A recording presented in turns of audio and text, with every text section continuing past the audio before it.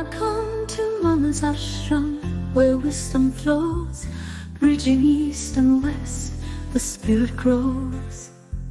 Voices of the ancients, stories to share.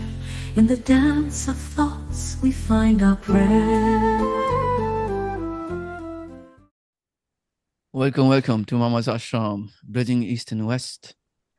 And in today's episode, we're bridging India with Scotland, and the yogic culture with the Viking culture, and the Norse with the Sanskrit. And for that, we have a special guest, Mr. Iain. And Iain is a very close friend of mine, who I also met in Rishikesh, and in one of our yoga courses. And Iain is a yoga teacher. He's been teaching yoga full time in Scotland for over 3 years. He has his own yoga studio that he'll tell us about. He also was a surf instructor, which is super cool. And he did attend a lot of Ayurvedic classes while he was in India, and meditation classes. He traveled around for a while. And he also has Viking blood in him. Also Malte. Malte also has Viking roots, as far as I know. Right, Malte? Clearly, man. Malte. Can't you see it? Yeah. Okay. He's got more than me. No. Okay. It's only the beard. No. Okay. Yeah. So welcome, Iain, my man. How are you? Tell us more about yourself and your studio in Scotland. I'm good. Thanks for having me on the show. And to tell you the truth about yoga in Scotland is there's not really much happening.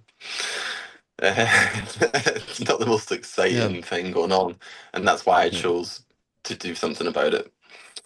So a lot of the times, the reputation that yoga has in Scotland is a bit boring, and it's usually seen as like a well-being or relaxation system for older people to do to take pressure off of their joints and make them live slightly better.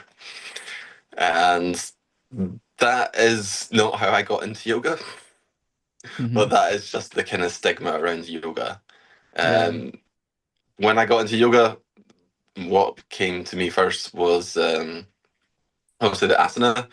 So I was surfing a lot, and a lot of professional surfers, especially a lot of like bigger wave surfers, really recommended yoga to help you with your balance, your flexibility, your mind, muscle coordination, all that stuff, which I did.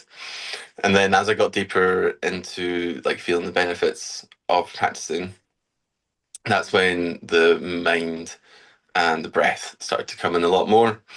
So there's a lot more focus towards meditating, being able to sort of like not let your anxieties and fears and panic take control over your surfs or over your sessions. And that is when I started to see the biggest impact ever. Was through actually the meditation, the pranayama. I was able to be someone who was like actually quite like scared of like open water and dangerous situations. And it allowed me to just recognize that anxiety but not be attached to it. And yoga allowed me to get myself to a place where I felt very confident within my mind and my body. And I was able to, go into very scary situations I wouldn't be able to handle before. So when I teach yoga, I really like to preach this aspect of yoga. Yes, it's great for relaxation and help slowing down the aging process a little bit, but I really think in terms of finding freedom within yourself and transforming yourself is where the true power really lies. So that's what I'm trying to teach, and I'm trying my best. It is it's hard when you teach people like this. They sometimes expect to come to class just for like a chilled out class, and then they end up getting maybe like pushed towards their limits. But I think we need that. Yeah, we have this in the West, there's always this connotation with yoga that it's only a physical move or something and like feminine, that, Yeah. And feminine, Yes. of course, yes, that's absolutely like it. And a lot of old ladies, as my mother, doing that. Yeah. Same. But yeah, I think also the biggest benefits, comes when you start really the meditation part of it, the pranayama, as you said, and this like tranquility sinks slowly into your life, and with that you can just perform and be more open and be more in the moment and how you say like make the choices you make more freely. Yes, gives you the conscious ability to have that free will, Madhev, eh? Absolutely, yeah. Yeah. As we talked in Yeah, this is another yeah. episode with Suchant, our philosophy teacher, when I was in Yeah. Rishikesh with Yeah. Madhev, Yeah. we talked about free will and that it is more like Free acting. what do you say? Free acting is how we call it. Nah, Free no, no, acting. no. Yeah. That it's more like Yeah. on a scale, right? So we have each free Mm, will, but we gotta cultivate it as well to hmm. be Mm. more free, right? To be more free. Right. This is what lies deep within Scotland's root, because we always want freedom, because we're part of the UK and we always want to be independent. And if you look back in like Scottish history, we always had loads of battles with the English when they tried to invade, but we were always warriors and we always fought back because we always wanted our freedom. Mhm. Wow. Mhm. Okay. So we're very That's conscious interesting. people. Hmm. Don't Yeah, like I don't know if you've seen the film, but Braveheart, William Wallace is sure. like a warrior portrayed at the end who spent his whole life like standing up for Scotland's right to be free. And then when the English people came in, invaded, they captured him and he was like hung, drawn, and quartered. And as he was, doing all this, as he was going through all this torture, like he was doing it all for the freedom of the Scottish people. So he died Yeah, I think for his country. yeah, beautiful, man. And I think, this is a common theme in the Nordic and this I would also the Germanic, cultures, I would also put Germany within that.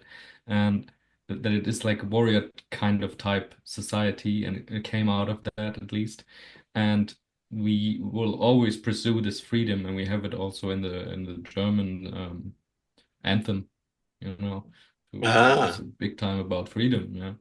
So I would say if people would recognize yoga for what it really is, for what it really gives you, it would be much more appreciated and much more common in the West, especially in Yeah. our country. So Yeah. I think it's Mm. happening now. The insurgence is happening now.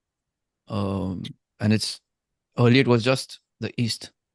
Now it's less east and more west, which is kind of Mm. unfortunate. But we try to keep it alive through platforms like this, Mama's Ashram, right? Yeah. yeah, And And you can see, quite clearly because I come from like a very isolated small community in the north of Scotland. And by the time that it's reached this really like hidden away community that's very far behind the times, that's very heavily influenced by like Christianity. By the time mhm. this like consciousness and freedom and transformation has reached this place like this, it's spread. It's doing a good job. Like, Mm, Yeah, mm. yeah, for sure. So let's Yeah, talk there more is about a your community and where you come from. okay. Yeah. And you told me that you were the only yoga teacher around your area. Is it yeah. is it just your So locality, just your where you come from, or is it all of Scotland that has very few yoga teachers? so to put things into context, the population of Scotland in general is quite small. There's only a few million people, but the space of the land is fairly large. Like you probably find like there's more people that live in London than in the whole Scotland. So when you have such a like sparsely like populated country, it's very hard to find communities. Yeah. So in terms of like finding like yoga teachers, it's really hard to come across them, especially people. who are trying to make a living out of teaching yoga outside of a city.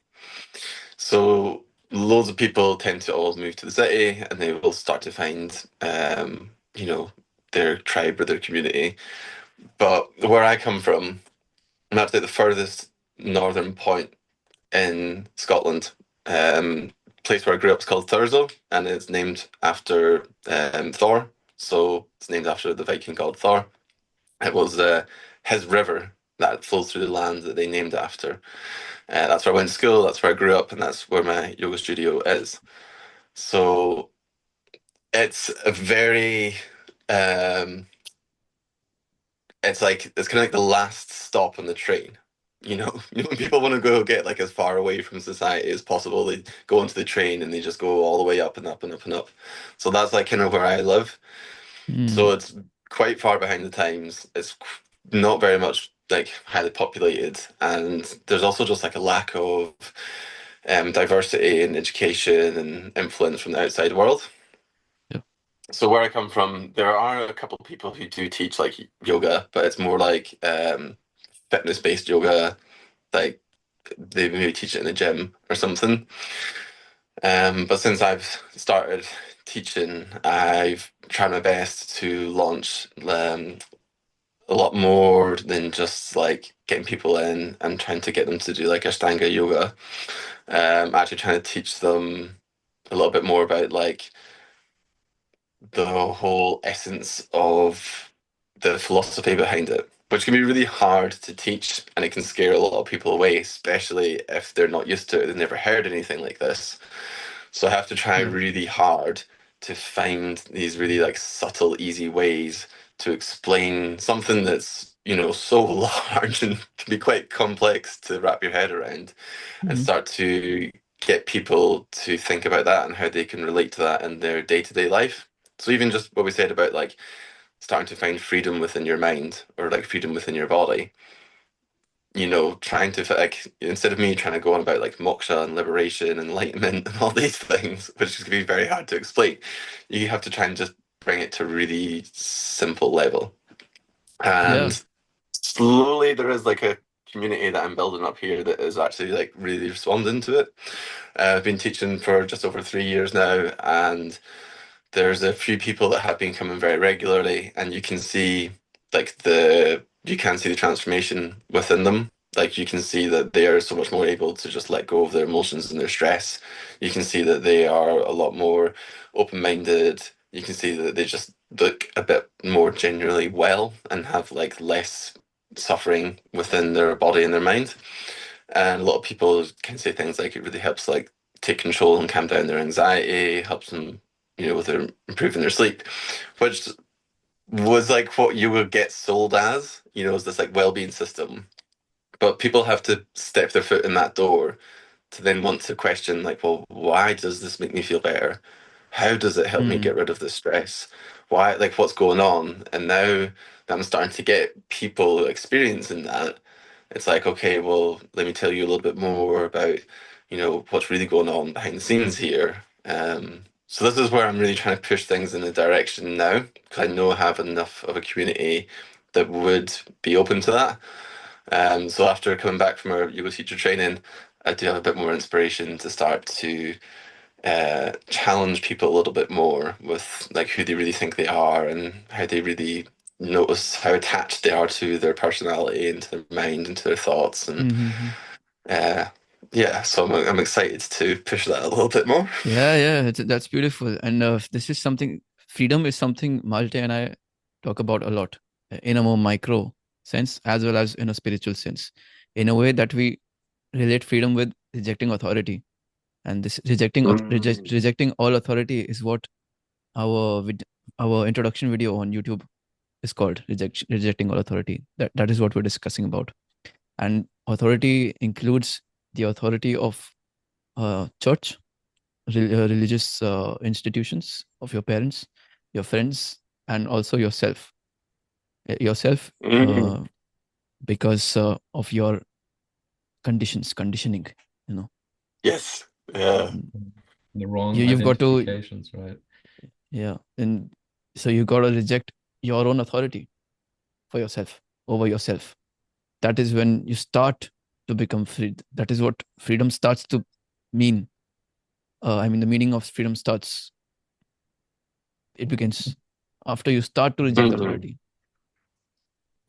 I think as well, for a lot of people, they have to even just create enough awareness to understand who they are, so then they can learn how to understand what to reject. Mm. Because I Right. think Yeah. for me, especially, I was very disconnected and unaware of like who I really am, because I was just acting from like a life of very unconscious awareness, like extremely disassociated from like myself, my feelings, who I am. And the biggest, like the hardest journey has been actually being able to understand that like that I am a certain way, because I was just so disconnected that I never even thought that I had like a personality or I had anything. I was like, I'm just a random mess.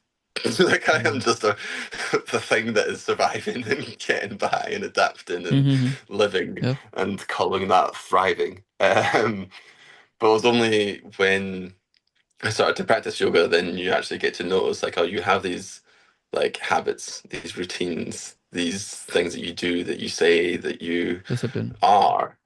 And then it was only then I was like, oh, am I really that person?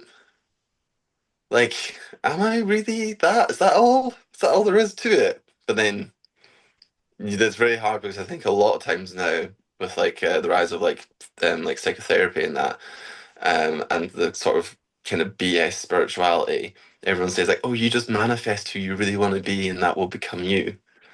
And that is the real you. That's the divine you. That is the light within you that's going to be rich and full of love and light and laughter and all this stuff. And I kind of fell into that for a while. I was kind of like, ooh, I can create whoever I want to be. Which is, again, like there is no freedom within that, because you are then trying even harder to not become the person that you conditioned yourself to be, but trying to find a new way to condition yourself to be someone that you're still not, Yeah. Absolutely. Yeah. Yeah. which is a Yeah. nightmare. Beautiful. Beautifully Yeah. put. Yeah. When we Mm. talked about with Sushant, it's about spontaneous, to be spontaneous or spontaneity. I don't know how to say it. Spontaneity. Yeah. Yeah. Spontaneity. Yeah. Yeah. And this is what comes out of true freedom, yeah, and not to have like a strict plan where you want to be, what you want to manifest, or however you want to call it, yeah. And this is what gives you less freedom, yeah. This is what puts you in a box, and you do it yourself, but still, you're capturing yourself. And Mm-hmm. I think it's a really good point you mentioned, that for now in the West we first must to cultivate this awareness. We first have to cultivate or recognize that we are something behind all the thoughts, all the body, and all that. The most Mm-hmm. people, they are astonished when you tell them or you talk about an observer who is like behind your thoughts, and you're like, well, who is that? And what is it coming from? Yeah. And I think it's a process we have to go through in the West, and it starts with these with yoga, with the asanas, because with the asanas they have benefits as well. And then I think one of them is to bring you a bit more into your body and to recognize and to be aware, Mm. and from that you can cultivate and go on. Yeah. And even in the later stages of yoga, Patanjali in his sutras also tell us to abandon samadhi at a stage of time. It is the last stage of the Ashtanga yoga. You've got to let go of that stage of samadhi. Only then do you get freedom, because samadhi also is a state of mind. So in the end, you've got to let everything go. And if we talk about that in terms of Vedanta, which is another philosophy, Vedanta calls the state of consciousness Satchit Ananda, which is true consciousness and bliss. Sat, which is true, Chit, which is consciousness, and then Ananda, which is bliss. But then Sankhya philosophers reject this idea of Satchitananda, because they say Ananda is bliss, which is a state of mind. But consciousness is beyond all stages of mind. You've got to let everything go, even bliss, because bliss is a sattvic attribute of the nature. And you've got to let it go. But then Adi Shankaracharya, who is a philosopher of Vedanta, he comes into picture and he says, no, this is not individual bliss, but cosmic bliss, which is beyond sattva and beyond nature. So the point is, yeah, that you've got to In the end, you've got to let everything go, even the spiritual roles that you assume for yourself, even if they're blissful. You've got to let them go. And there are so many stories in Indian philosophy. Yeah. Yeah, right. I think we see this already also in the Buddhism, when Buddha said, even if you reach enlightenment, even if you reach a higher state, you're still in the boat, as he used to say it. And Yeah.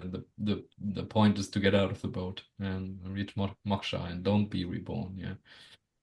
But this is this is a long way to go, and I think yeah, we jumped Yeah. quite a bit right now. This is what I'll be Mhm. teaching in my next yoga class tomorrow.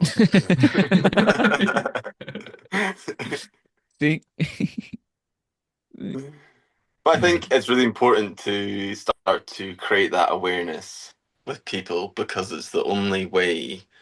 Like, if you never even try to speak to people about these things, then they'll forever have no hope. They will always be stuck, And life is a mystery, and deep down in the depth of yoga, it is very mystical and mysterious. And there's never an answer, or there's never a right or wrong way of doing it, or whatever. One person's believing one way, the one person's believing the other, but there's only finding your own way, which is the most important thing. And I think when you think about that, when you try to relate yoga into other cultures, or for example, if we're talking about like a lot of the Vikings, then within their life, they maybe didn't really philosophize much or practice spiritual practices, but they lived in such a way where they were so directly connected to what was really like happening, or what they really needed, or what was really true to them, that spiritual path was going to take them on some way, because they were so selfless, and they were so like they were working towards you know something that they never would try to write down, like there's something they would never try to make sense of, but they were just living, and they were just like seeking that truth, they were seeking that realization, and there's no need to talk about it, like it was just like part of them. So it's very interesting how that comes along. Like nowadays we like to talk about it and intellectualize it, but like previous in history, I think a lot of cultures just naturally embodied it, just because there was that same part inside of them that knows that maybe there's something more to this.